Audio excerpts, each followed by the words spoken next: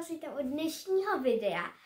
A dneska budeme oblíkat tyhle dva velký labubáky. Vám pak ukážu jednoho kouzelného labubáka a vtipného labubáka. Jdeme na to. Takže už mám tady oblečky na labubáky.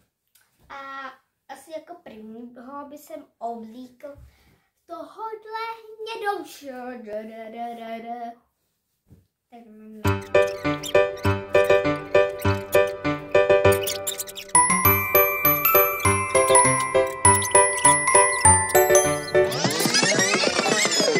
takhle vypadá labubu oblečku.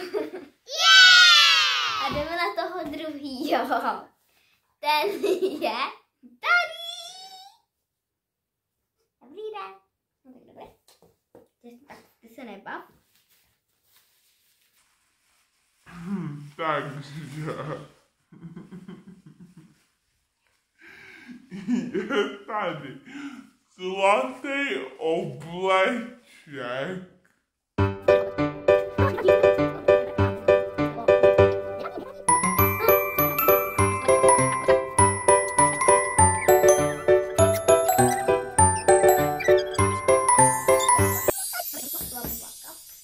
Tady vidíte, že to není úplně dozaplý, ale bohužel je moc tlustý.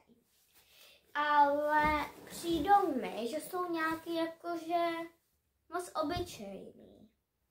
Chtělo by to k nim nějaký doplňky. Ty ze štěmě.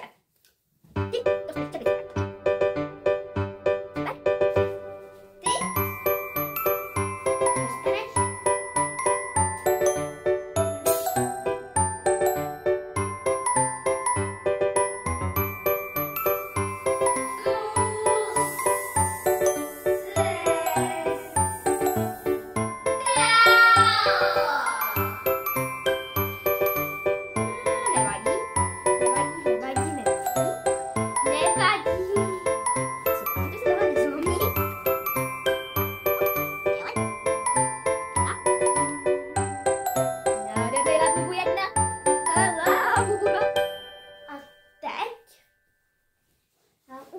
Toho kouzelného labubáka. A se už jste to všimli, jo. Je to tento! Říkáte si, to je obyčejný plišák velký, labubový plišák, prostě obyčejný. Ale má v hlavě je to dýka!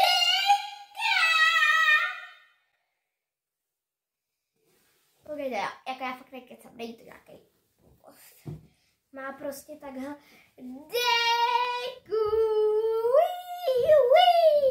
Tak vám ukážu toho vtipnýho. Je to tenhle.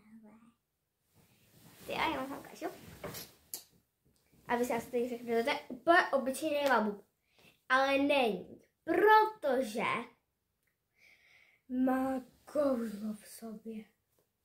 Dobrý den.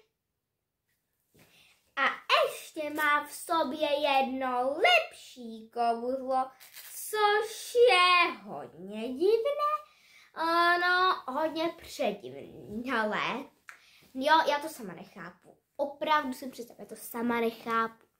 Prostě, že to není labubák, ale je to panenka. OMG. Já to nechápu. Hala, já vám ukážu tohohle mýho labubáka. Je to panenka. Tak umí chodit, jo? Já vám ukážu, že umí chodit, jo?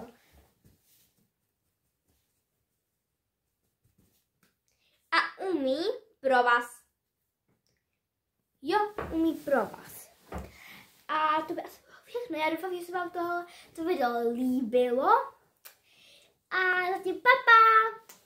Ahoj.